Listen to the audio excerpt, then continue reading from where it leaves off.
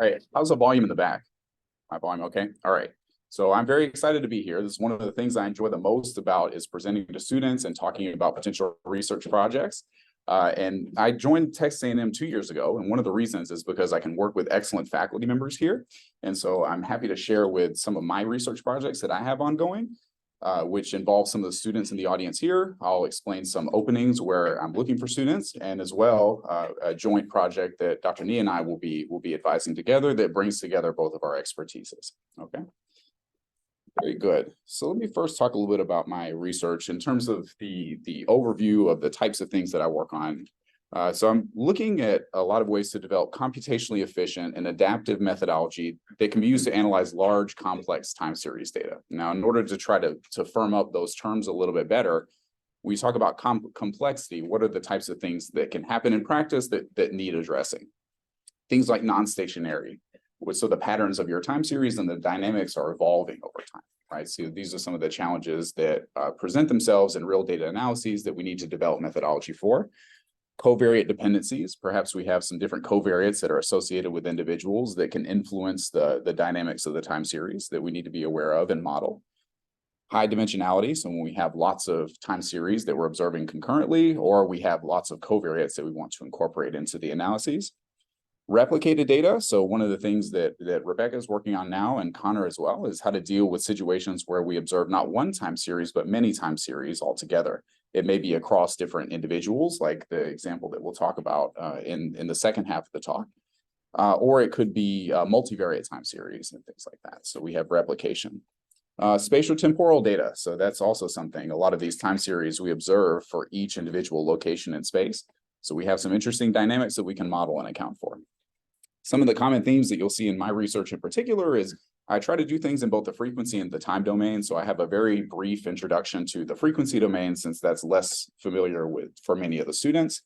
And I'm going to do it as much as possible through pictures.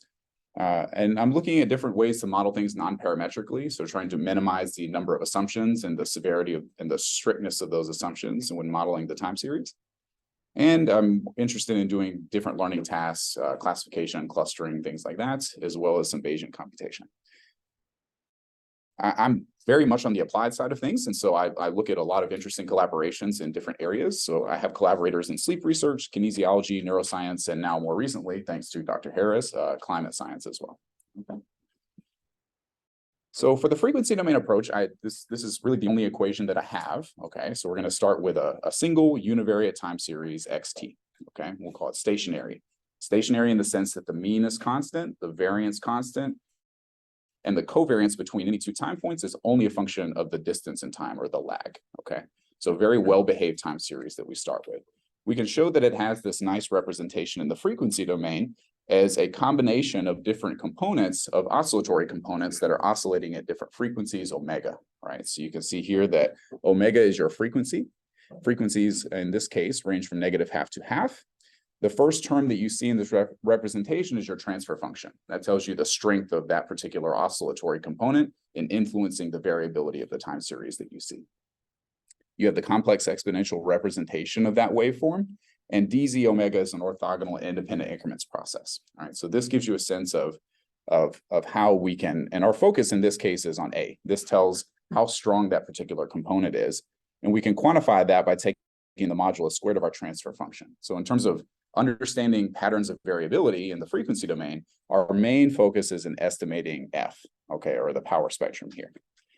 If it helps, if you're familiar with analysis of variance, which I'm going to assume that everyone in here should be, that you could think of this as a decomposition of the variance over frequencies. Okay, so we're doing nothing more than trying to figure out, of the variance in our time series, which frequency components are contributing more, which are contributing less. Okay, all right, and this is a very basic setup.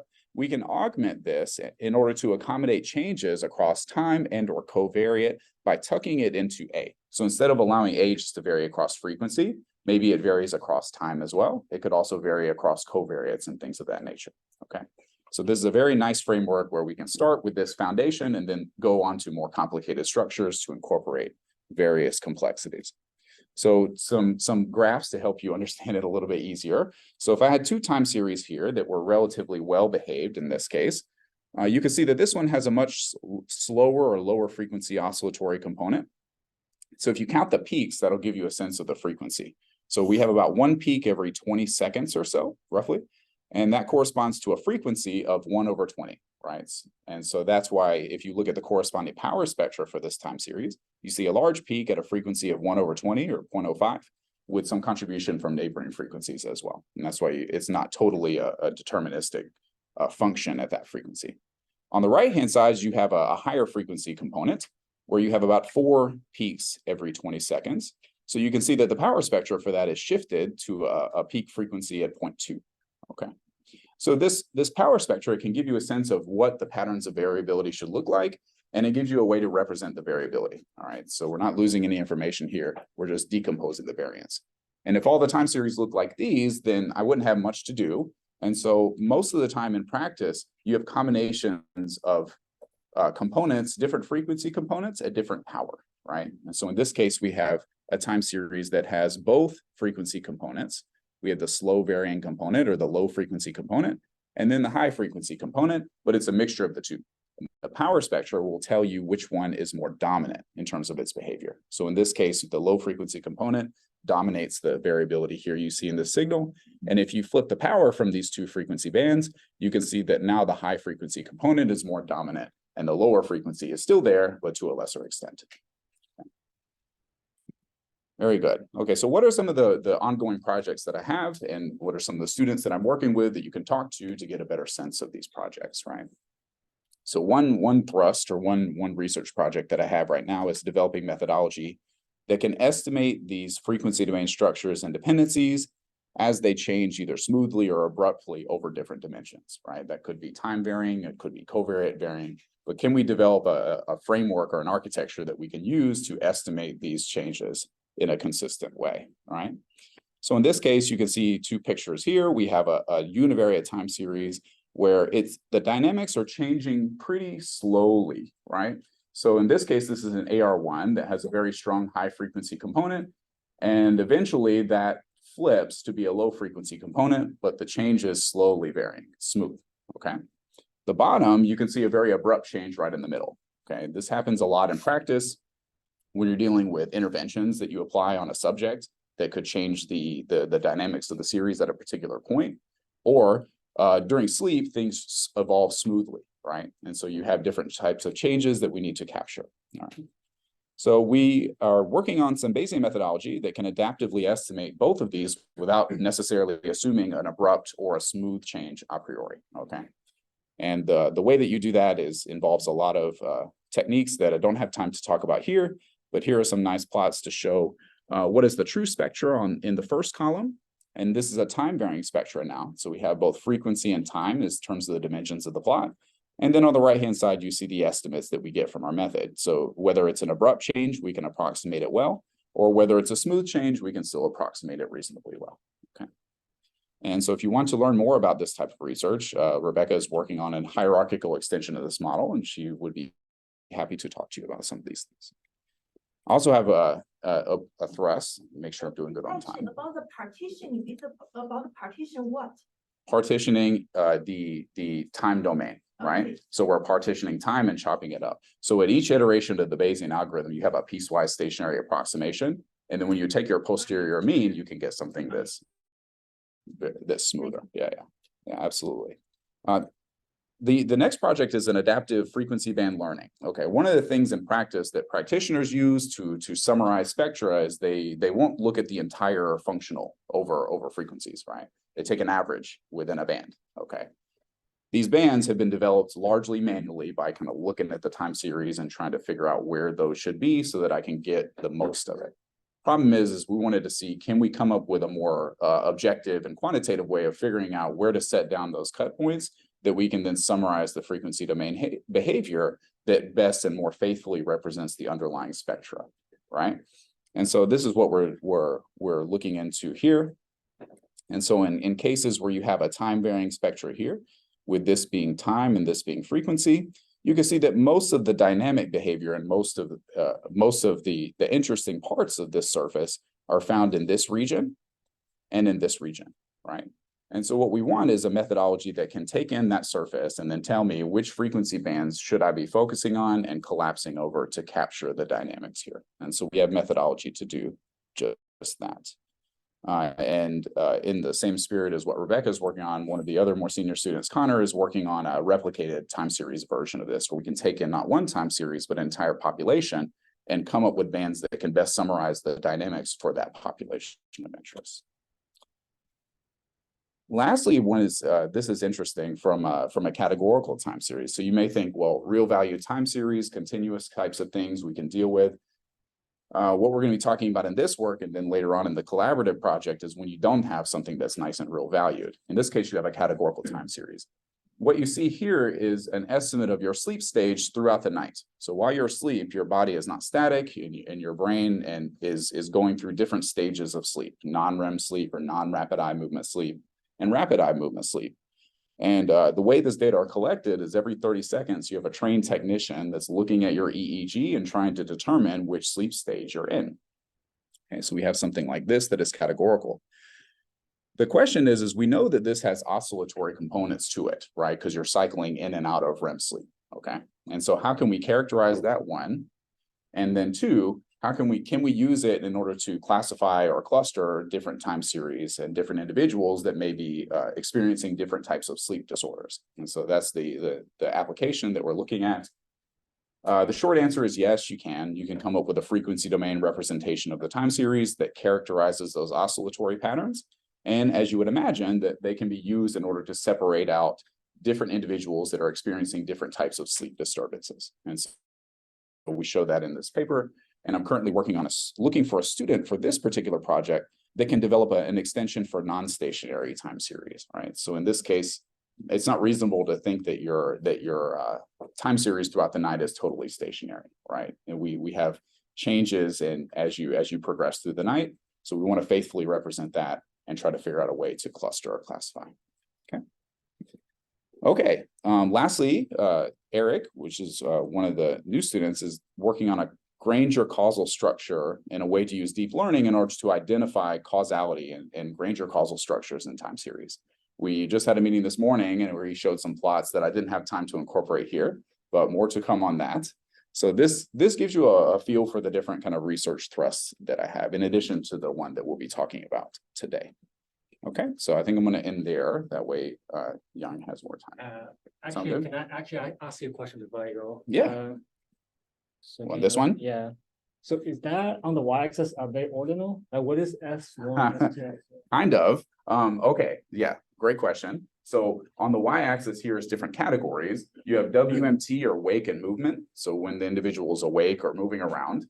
R is for REM sleep, and S1 through S4 are ordinal because they represent different stages of non-REM sleep, right? The REM is not like REM is deeper than S1. S4 is deeper than S3 and S4 are deeper than S1 and S2. But R is not. R is not shallower than S1. Right. So you have some ordinality within S1 through S4, but not broadly across different categories. Okay. Yeah. So that's why we just treat them as a nominal category. Right. So for this one, now we haven't used any of the ordinal structure here. So that's maybe something to look at. Yeah. Any questions from the audience here? Anything that I can answer that would get you super excited about any of the things you've seen? Okay. Yes, quick question. So you said you're looking to extend this into like non-stationary settings. Is this sort of like non-stationary on top of non-stationary? Because the labeling of the time series you're tracking, the EEG or whatever, is already basically having someone look at it and say, oh, the patterns have changed. Sure. Ergo, we're going to now label this as a REM sleep. Right. So just for online, I'll repeat the question. So the question is, are you layering non-stationarity on top of non-stationarity because you already have this kind of pre-processing step that's deriving this time series from the EEG? Okay. The short answer to that is I'm not sure, because I'm not sure exactly what criterion they're using in the EEG plots to determine what sleep stage that it is. There are well-defined rules. I'm not familiar with them.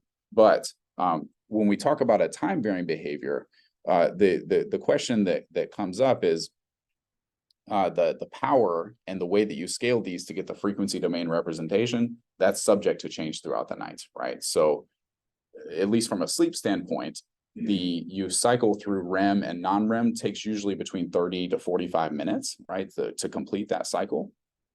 But that behavior changes throughout the night. So this picture of how you cycle between REM and non-REM changes whether you're in the early part of the night or whether you're later into the night.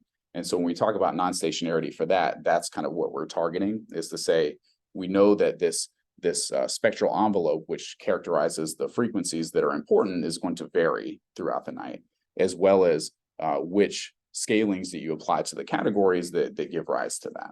And so there's a lot to do here to make this a lot more firm, but does that help address some of it? Yeah, that's a very good question. Anything else? Yeah. Do we consider multiple change points in the time series for this one? No, the other one. For this one? You're right. So yes. So the way we do that is we use reversible jump techniques. All right. And so that means I have a cut point here, or a change point, if you will. And on the next iteration of the sampler, maybe I consider adding another cut point. Maybe I consider removing a cut point, or maybe I relocate one of those cut points. So at each iteration of your sampler, you're getting a different selection of those cut points. And that way, when you average over those iterations post burn-in, you get a representation of the posterior for that, right? So that way we can estimate, if it's smooth, those change points move around quite a bit, right? Because if I have a change point here or here, it doesn't really change the fit that much, right? So we get a lot of movement. But if you have an abrupt situation, it keys in on that one, and then it may move around slightly, but it usually stays pretty close to the true ones. Yeah, that's an excellent question, because yeah.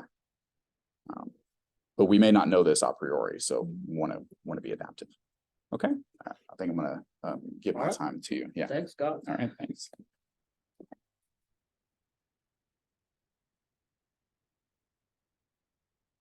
Yeah, like Scott, I also like to apply research. In fact, it's so applied that I don't even use LaTeX to make my presentation. All right, so I'm gonna spend about 15 minutes about talking about my research, and then we're gonna go through the sort of collaborative efforts between me and Scott. All right, so my research interest, I would like to think about, my research interest can be clustered into two categories. One is from the methodology point of view, the other from the application point of view. So from the methodology point of view, I work on causal discovery quite a bit, especially in the last 3 or 4 years.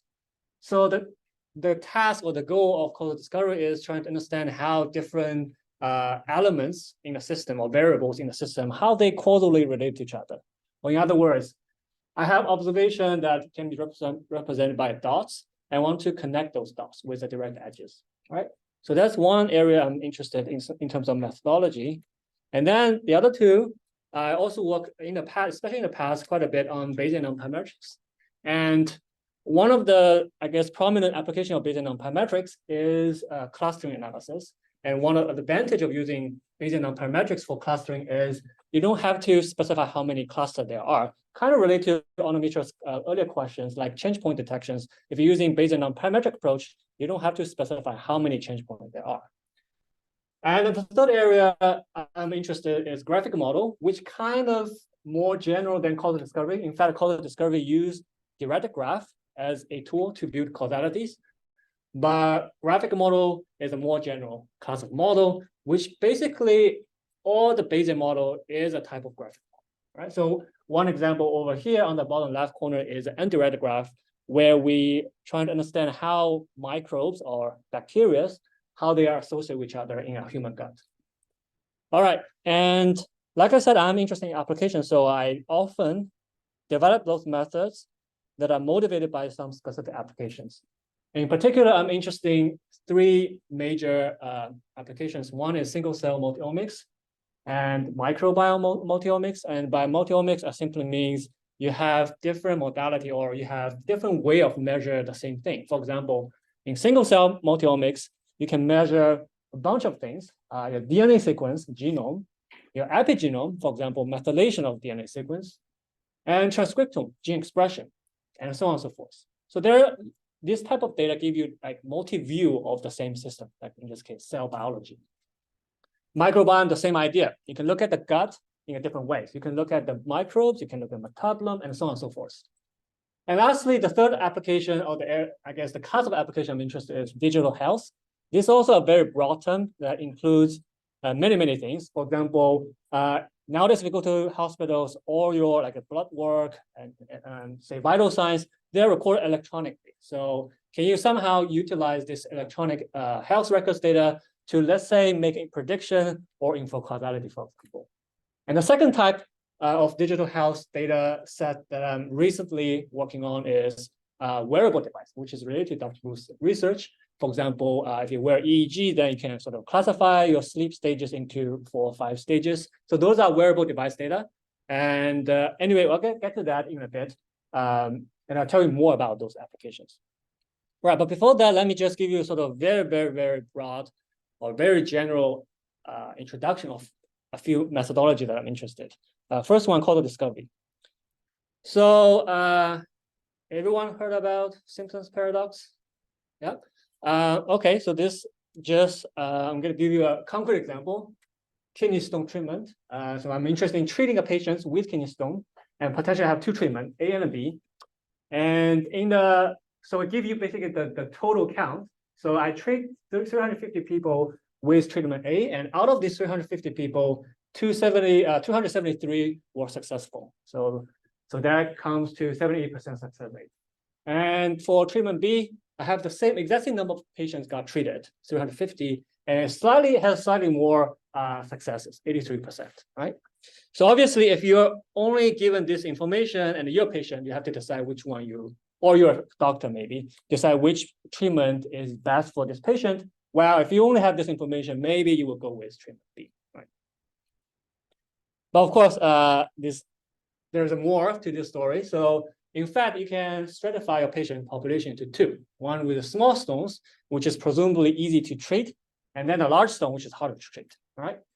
So if you look at these 2 groups or subpopulations separately, you will find that treatment A is always better than treatment B, regardless which subpopulation it belongs to, right? If you have a small stone, treatment A is better. If you have a large stone, treatment B is better. So here's kind of a paradox here is, if you look at the aggregate data, you probably want to choose treatment B, but if you look at the stratifications or stratified populations, you might want to choose treatment A, right? So the paradox is, if you're given this table, which treatment should you choose, right? So this is a paradox because without causality, actually, you don't know which one should you choose, right? So it looks like in this case, we should choose treatment A, because regardless what's your stone size, treatment A is always better.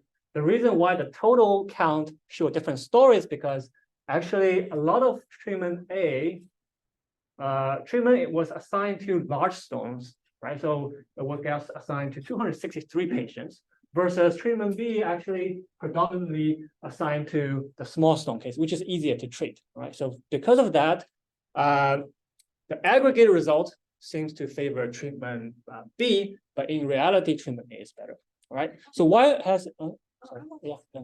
Here we may have other causal factors. Yeah. So, but for this,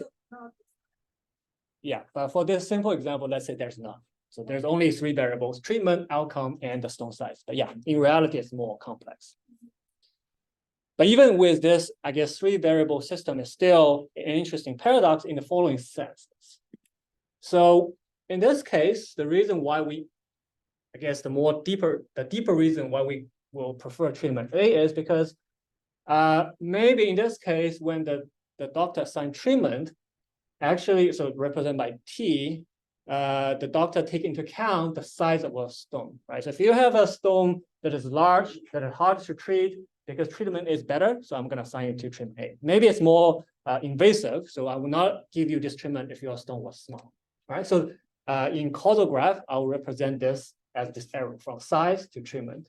And obviously, there's effects from treatment to outcome, and also the size of the stone also has effect on outcome. So this is called a causal diagram that represents the system. And suppose I know this as a ground truth, and then in this case, without telling you why, but in this case, I will just condition it on the stone size, sort of to adjust for this confounder. So the stone size in this is a confounder, and get the causal effects from treatment to outcome. Therefore, conditioning is basically stratification, right? So for that reason, we need to choose treatment A in this particular example. But what makes it really a paradox is the following. Suppose I use the exact same data, but change the story a little bit, all right? So now the stratification is not based on stone size, it's based on whether you're gonna get an infection or not after the treatment, all right? So because it's after treatment, so it cannot be a cause of the treatment. So this now, whether you get the infection status is not a confounder anymore. In fact, it's a mediator in this case. So I changed the causal graph just a little bit. So the arrow between treatment and this third variable is reversed. In the previous example, the size confounds both treatment and outcome. In this case, treatment would affect whether you get an infection or not, right? So that infection might eventually also affect the success rate, all right? So the diagram is just a little bit different, but you will do the reverse decision. You will get the opposite decision. So in this case, if you know the causal diagram looks like this, you should go with treatment B. Because in the end, I don't really care. In the end, I only care about my ultimate outcome. I don't care whether I get a success because I don't have infection or have infections. In this case, you should not adjust for the infection status because it's not a confounder. In fact, if you adjust for it, you give the wrong causal effects. So in this case, I want to calculate the total causal effects from treatment selection to outcome. Therefore, I need to look at the aggregated results. Okay, so that's the real paradox here. I use this example just to show you that knowing or have the knowledge of the true causal diagram is absolutely crucial in practice because virtually the same data set with different diagram or different story, if you will, leads to complete different decision, the opposite decision. All right. In practice, we don't know the causal diagram most often. So that's where this causal discovery is helpful. So if you only give your given a data set, can you somehow discover this diagram without having to do experiments? All right, so that's causal discovery. Second part in terms of methodology, I do Bayesian nonparametrics. There's many methods or many models in Bayesian nonparametrics. I'm just gonna give a very quick overview of Bayesian nonparametrics. One of the most well-known Bayesian nonparametric methods called Chinese restaurant process. So imagine you have a restaurant with infinite number of tables, and the customer sequentially walk in the restaurant, right? So first one arrives, he or she will select one of the table to sit down because every table is not empty. So let's say this person sits at the first table. And then sequentially, more people arrive, more customer arrives. The second guy, he can either choose to sit with the first person or start a new table, right? So let's say by chance, he sits with the first person. Then the third person comes in, he has the same choice options, but this time with some probability, he will choose another table, and so on and so forth. All right, for the sake of time, let's say we have 6 people coming after a while. So So with 6 people in the restaurant, naturally they form cluster, right? So each table is basically a cluster. Now 1 to 6, they are in the same cluster. 3 and 5 in the second cluster, and the fourth customer in the third cluster. All right. So as you can see, at the beginning, I didn't specify how many tables there are. There are potentially infinite of them. As customers arrive in the restaurant, it's up to their choice whether they want to join the existing table or new table. They will vary the number of clusters. Again, so Bayesian nonparametric is useful in that sense that you don't have to choose to choose the number of clusters a priori. A slightly different approach to this clustering problem is called Indian buffet process. Now, instead of walking a restaurant that is sitting at a table, you're walking a restaurant that you have to choose dishes from a buffet, right? So let's say there's infinite number of dishes you can choose from. So now, again, the first guy coming, he can choose one dish, but importantly, he can also choose multiple dishes, all right? So in this case, he only choose one, the first one. And the second guy walked in. In this case, he would choose the first dish just like the first guy, but he also start a new dish, right? So in this case, he actually picked 2 dishes. Third guy here, he picked a new dish without picking any of the existing dishes, and so on and so forth, all right? So this is slightly different from the CRP, Chinese restaurant process, in the sense that a person can choose multiple dishes. So he doesn't have to sit in the same table, so to speak. So this is still a kind of clustering process. For example, if you view the first dish as a cluster, so this cluster has 3 observations. The second cluster has 2 observations. But what's interesting here is now cluster can have overlaps, right? So the first cluster and the second cluster, actually they share customer number 2 and number 4, right? So this problem also known as overlapping clusters or fuzzy clusters or feature allocation. So yeah, so that may, like I said, there are many other stochastic processes based on parametrics, but just for the sake of time, I'm just gonna tell you about these 2 processes that are the most well known. All right, so yeah, so I'm gonna now tell you a little bit more about applications. All right, so the first one is called single cell data. Particularly in this example, it's a single cell RNA-seq. On the left panel, I show a basic 2-dimensional plot. It's actually a spatial plot. So X coordinates versus Y coordinates. Each dot is a cell. So basically, these are the physical location of cells. And overlay those dots, I use sort of colors to represent the expression or the abundance or the activity of one gene. Right? So it's called CUX2. And the color indicates how active that gene is in the cells, right? So obviously there are some spatial patterns, right? So a lot of red over here, a lot of blues over there. And you can imagine that you have like 30,000 genes in your genome, so you can do this plot for 30,000 times, right? So there are a few features of this type of data. One is they're often zero inflated counts. So first there are counts, second there are a lot of zeros. So they're zero inflated counts. Depends on the technology, cells may be spatially correlated. For example, in this case, you have spatial information and they are spatially correlated. Sometimes you don't. Sometimes you don't have spatial information. So that makes actually this data set interesting. So if you, it was 2 weeks ago, the speaker was talking about spatial transcriptomics in the seminars. So basically you have 2 matrices. One is N by P matrix, which measures the gene activities. N is the number of cells, P is the number of genes. And then you have additionally, you have N by 2 matrix or N by 3, depends on the domain, spatial domain, where N again the cells and 2 or 3 is the spatial coordinates, where the cell actually is in a tissue. All right, so this is called spatial transcriptomics, which I'm really, really interested in the last, let's say, 1 or 2 years. In fact, I have 2 students work on, sorry, 3. Not going to tell you who I forgot to count. Sorry, okay. Yeah, so we have a few students already working on this domain. I think it's an exciting area because it brings basically 2 areas into sort of one. One is on the spatial statistics, our department is really good at. On the other hand, there's a genomics component to it.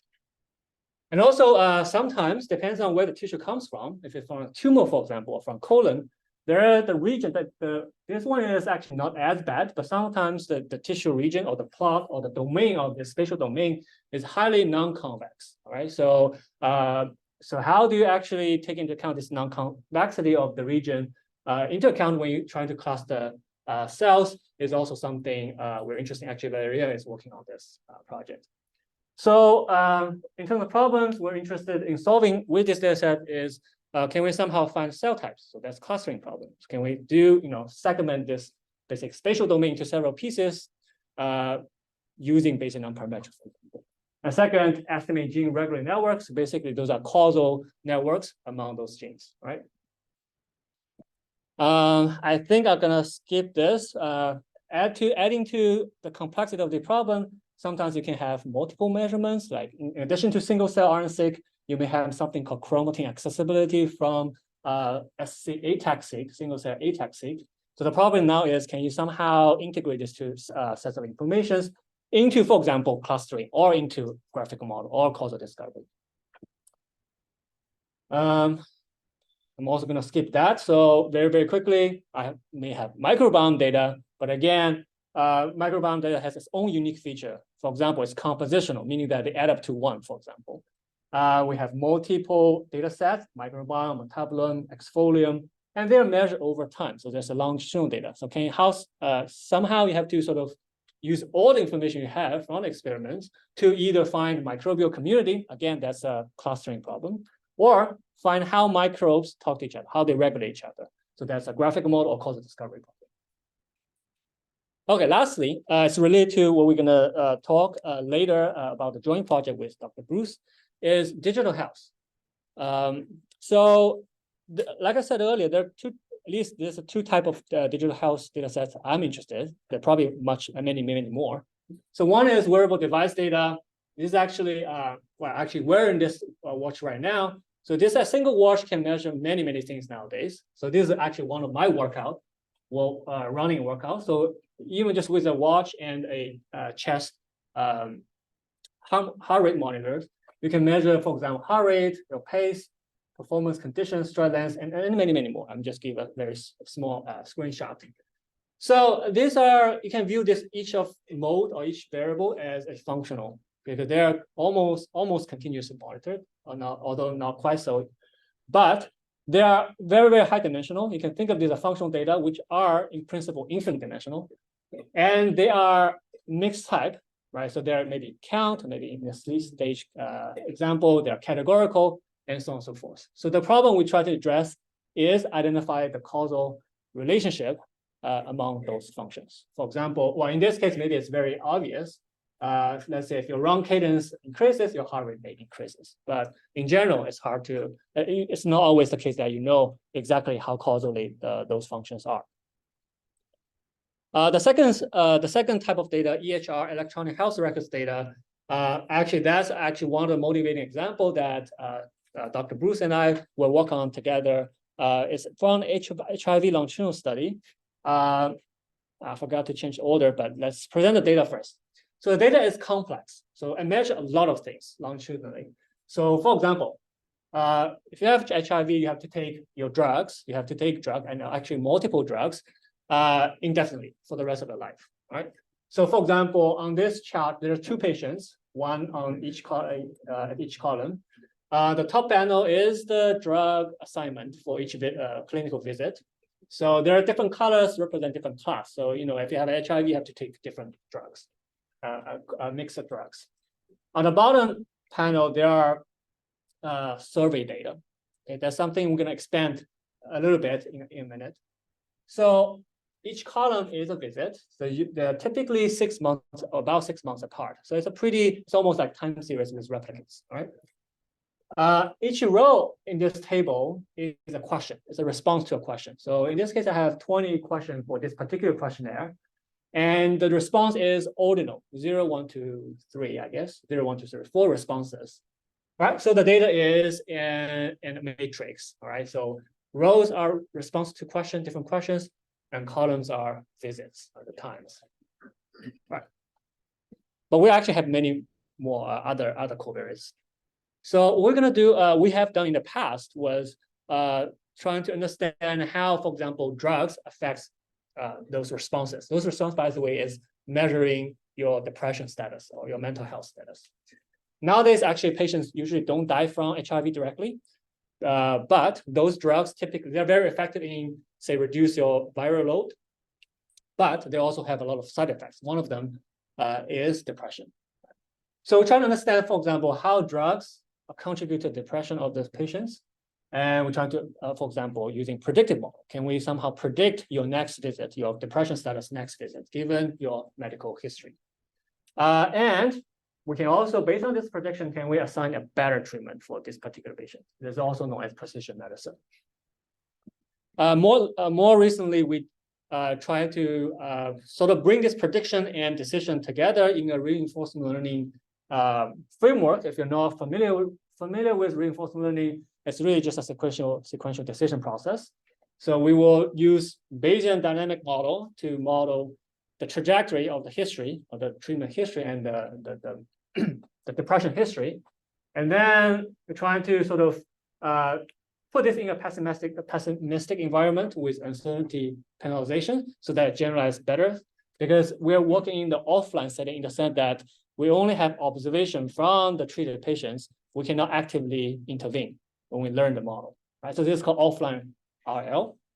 So the idea is to bring all this together, and hopefully we can find a policy, basically the way you decide the treatment, so that you have the best health outcome, however you want to define this health, the best outcome.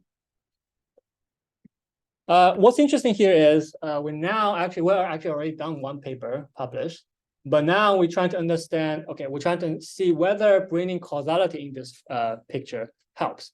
This is also known as causal reinforcement learning. So if we know somehow, if we know how depression works, if we know this drug will affect this depression symptoms, the other drug will affect the other symptoms, we can train this offline RL policy at least in a more efficient way, right? So you take fewer data points to get this equally optimal policy. All right, so lastly, so how many minutes we have? 10 minutes? Okay, so lastly, we're gonna talk about the joint project we have me and Dr. Bruce have in mind. It's actually motivated by this data set. So forget about the top panel. So let's say we just have surveys, but those surveys, first of all, they are multivariate, so there are 20 responses. Each response is categorical. In fact, they're ordinal, so there's order from 0 to 3. And third, they're time series. So you have a pretty regular visit. So about every 6 months, there's a visit from patients. And fourth, so there's time series, but they have replicates. So more like a longitudinal setting. So you have like 200 patients, for example. So those are the features of this survey data. So just because we talk about sort of specific model, we need sort of notations. So let, in this case, let YT be the ordinal responses to the questions at time t. So there are P questions, P equal to 20 in this case. And each response to the question is categorical. In fact, they're ordinal. And let's say there are CJ categories you can choose from. In this case, it's 4. In our application, there's 4. And in psychology, for example, when a psychologist design a questionnaire, they have some latent traits in mind that they really want to measure, but they cannot. Right? So, for example, let's say you want to measure a person's intelligence. You cannot really directly measure the intelligence. So what you can do is, let's say you have a question that relates to, say, logic. I have another question related to imagination, and so on and so forth. Okay, all these questions are indirectly measurement of the underlying intelligence of a person, right? So those intelligence or what they typically call in psychology is called latent traits, or in statistics, it's really just latent factors, right? So let's say we have L of them, which we don't know how many of them there are, but let's say there are L, and we're gonna assume that L is less than equal to P, all right? So I have 20 questionnaires, maybe there's 5 latent traits that drive those questionnaires, drive those responses. And for now, because of time series, let's use XT super D to denote there's the history or D lag history of the latent traits. Again, we don't get to observe them. So all we observe is Y, the YT, the response to the questionnaire. So the model we want to at least, as a general framework, is a 2-part model. One is called the model, which is the black, I guess, equation. So we can write this xt, the latent trace, we don't get to observe, as some function g. That function depends on 2 inputs. One is some random error epsilon t, so it's additional randomness. The first argument or the first input is the history of the latent trace. Again, we don't observe any of this. We don't observe xt, xtd, or epsilon t. So they're completely latent or hidden. So this g function will tell you how those latent traits relate to each other, right? So maybe you have an intelligence, maybe you have, say, personalities. So how are they causally related, right? So as you probably already see how difficult this problem is, because we don't observe latent traits. Of course, we don't observe how they related to each other, all right? Anyway, that's a causal model. And then we have the measurement model. So how psychologists actually design those questionnaires is, just coming up with a question that is at least using this questionnaire to measure those latent traits. So we're going to assume that there is some observed response variable. So this is our data. And we're going to assume that the problem is ordinal. So we're going to use basically almost like an ordinal regression. But the main difference here is X is latent, all right? But given X, it's just ordinal regression. So if you're familiar with ordinal regressions, you can write the cumulative distribution of YJT, given the latent traits we don't get to observe, as problem model in this case, or you can do logistic, but it doesn't really matter in this case. All right. And this beta is basically an effect of some latent traits to some questions, or the response to some question. All right. So these are also known as factor model in statistics.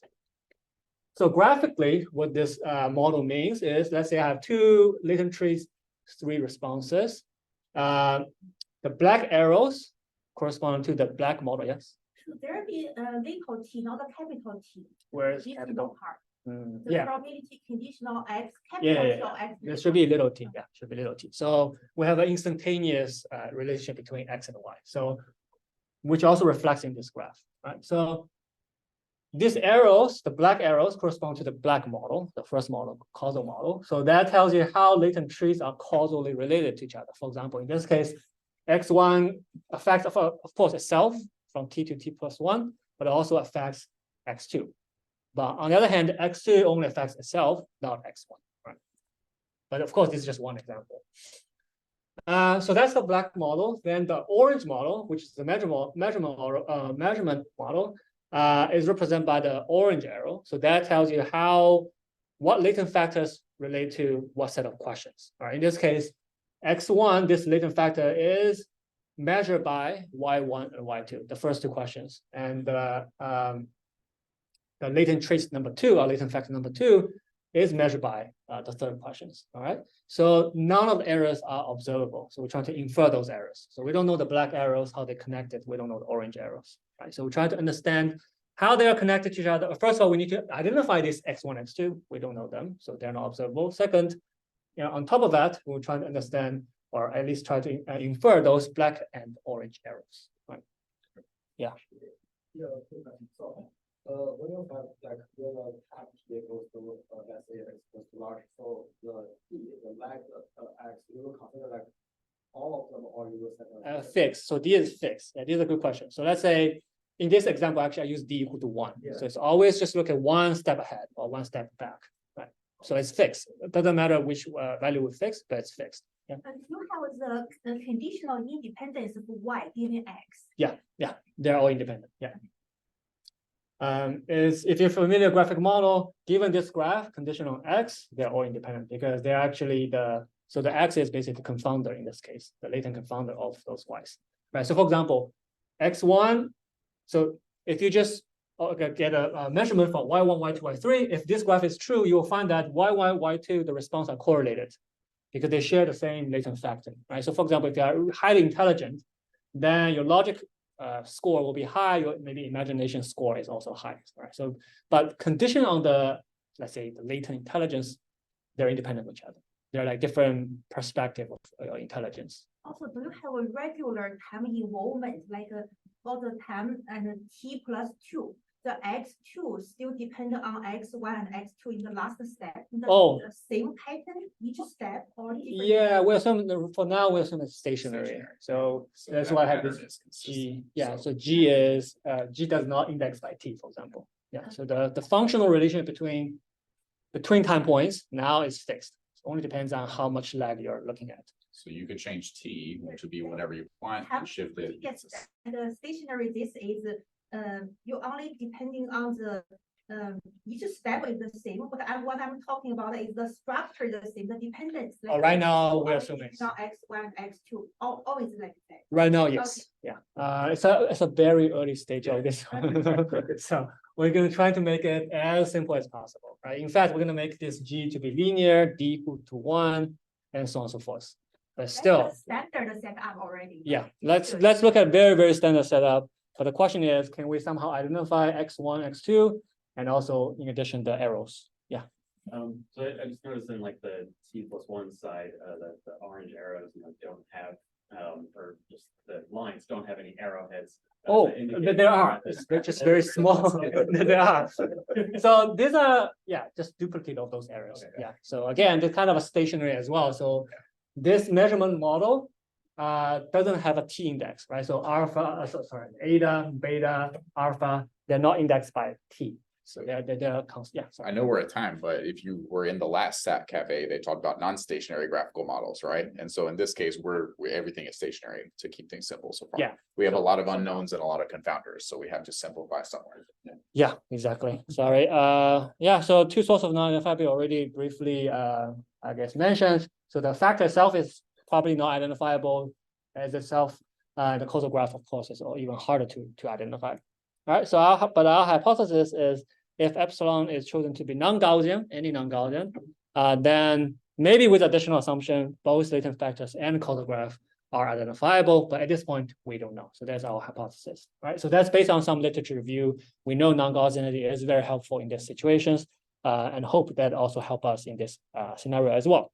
All right, I think we're perfect on time. All right, okay. Can we still take questions if there are? Of course. Any other? Yeah. So this is for ordinal data. Yeah. But could you use this for non-ordinal categorical data with some pre-processing stuff like optimal scaling type thing? Which is like kind of common in psychology literature, but not really known, I think, like any good classes here. Oh, I'm not familiar with that. Yeah, It's like taking categorical data and sort of doing SVD type of generation, so that you basically turn it into this linear approximation on it based on how the categories correlate. So that's what I was doing in my categorical time series. So the categorical time series stuff that I briefly skimmed over was doing scalings like that. And so that's something that you Could could, that turn categorical variable into continuous onto continuous scale? Or? Kind of, yeah. Oh, yeah. okay. Yeah, because you just attach a numeric to each one of the category levels, and then you have something that's no longer categorical. So Oh, so you Yeah. just take a linear combination of like Yeah, weighted you're weighted trying sum to of. essentially just make it so that- Okay. Okay. so, Yeah, yeah, it could be. it could be. Yeah, that's another way to, I guess, think about this. Especially if it's categorical. Ordinal, I think it still have more information That's right. in the categories. You probably don't want to have a linear combination of all the categories, so that you potentially lose that information. But yeah, but if it's a nominal categorical, yeah. Yeah. What's the goal of this research? What do you want to achieve? Oh, both. I think these are the two things. We want to understand how questionnaires were designed, for example. So You want to infer X. infer X, and second, we also want to know how they are related. Oh, Yeah, so there's, I guess, these two sorts of non-identifiability we try to solve. Yeah.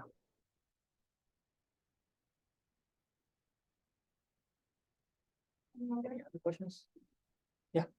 So identifiability, how does this arise in practice? So, like when you're constructing the simulation setting, I guess identifiability would be being able to recover the signal in it and labels, correct? Yeah. Like in practice, you don't really have that a priori understanding, so how do you get? How do you verify? Identifiability, right? How do you know, for instance, that like this late vector measurement is the Gaussian things? Yeah. This one is the. So first of all, we need to first understand theoretically whether it's identifiable or not. So that need to prove theorems. You can do simulation, you have ground truths, can verify it.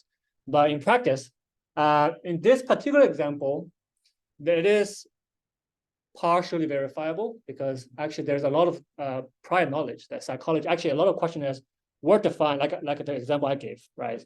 So the psychologist designed this questionnaire, they said, no, question number one, question number two, trying to understand intelligence, right? So that's almost like a known knowledge, although maybe it's not perfect. But when we fit our model, we can pretend that we don't know. So we only have those questions, responses to those questions, and see if we can somehow identify those latent factors. As to how these latent factors are causally related to each other, that's harder to say, because even the psychologists won't know how the latent factors are related to each other. So that's a very, very challenging issue in general in causal discovery. Certainly more so when there are latent variables involved. my last question. Yeah. And is there any order, like for example, you want to firstly achieve latent factor, then achieve a causal graph, or achieve these two together? I think we will do together. We're Bayesian. Yeah. Right. Together. Yeah, I think we're gonna do that. Yeah, but I think actually, in fact, I think it is probably only possible if you do this together. Yeah. Right, See because- how you can disentangle too. Yeah, so one reason why, for example, if you want to do two-step, this latent factor is not identifiable because you can always squeeze in a orthogonal matrix inside of it. So you can beta prime P transpose XT, right? So then beta P is another beta tilde, for example. Then P times XT is X tilde. So that's where this non-identifiability comes from. So if you don't make additional assumptions, you cannot really identify a causal graph. But with maybe epsilon t being non-Gaussian, somehow we can identify both jointly. here, identifiability, does it mean that, like, you have some observations and you have seen, like, the coefficients in beta and check whether, like, the corresponding y's are, like, I mean, a coefficient corresponding to a certain variable is significant, and based on that, you are saying that this is the latest factor. Say, for example, you have like 10 variable and you have assumed 3 factors, and you have seen the first factor corresponding to the first factor, you have like 3 and second Yeah. 3, and so I'm wondering, like, here identifiability, does it like mean something like these latent factors you are not able to identify?